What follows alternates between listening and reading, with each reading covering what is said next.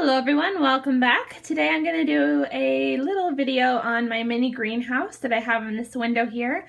I featured it in some videos, but Anna requested that I do a little bit more in-depth video on it and show how it works, what I do with it. So I got a good day to do it today because the light is a bit dimmer. It doesn't create as much of a glare as it usually does. You can see the plants in it a little bit better because it's raining outside. So yeah, this is the mini greenhouse with its top off, so you can kind of see how big it is.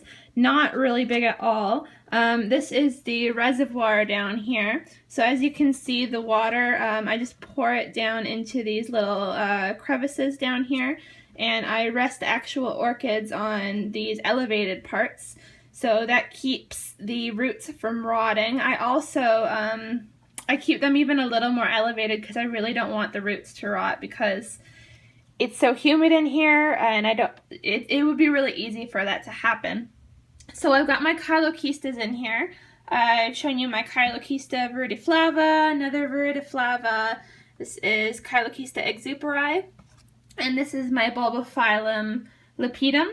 And they all seem to be really enjoying the extra humidity. I'll put the top on in just a moment. But, so yeah, I keep the reservoir filled as often as I can. It's a little bit messy down there. Sorry about that. When I clean it, I just pretty much take the base over to my sink and I rinse it out. And you could probably use a really natural cleaner on it too. Just make sure to rinse it out. And it's not very high, you can see right here. So basically every day I just open it up and I take this spray bottle full of water and I spray the roots of the Bulbophyllum a bit right here. And I check to see how my Bulbophyllum's doing. It's doing really well. It's got a spike there and it's got some blooms right here and some spent blooms behind there. I also every day do still soak my Caelochesta orchids, but during the summer I usually have to soak them at least twice a day just because they are high light loving orchids and do dry out quite a bit.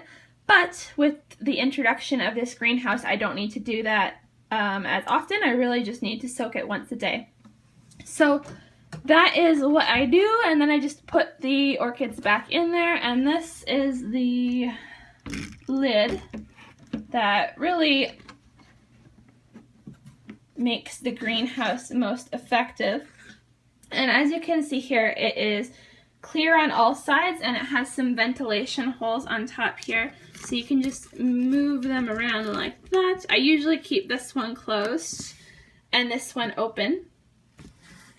And it's got this humidity and temperature gauge right here. I'm really not quite sure how well this works, but it gives me a basic idea of how high the humidity is. So since I just put this on, it's reading as 78 degrees Fahrenheit and 47% humidity. However, that'll probably go up the longer I keep the lid on.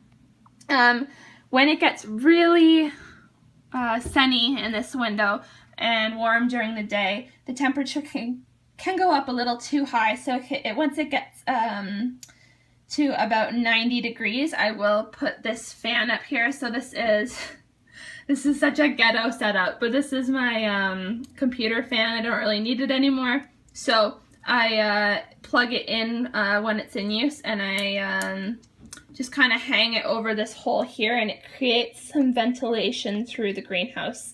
So this whole setup is not really recommended. This is just kind of how I do it.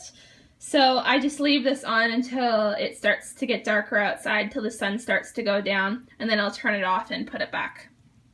I also do have a little shade cloth. I don't know where it is right now, but if it's super sunny, I'll lay it on top of the greenhouse, so not quite as much sun is getting in.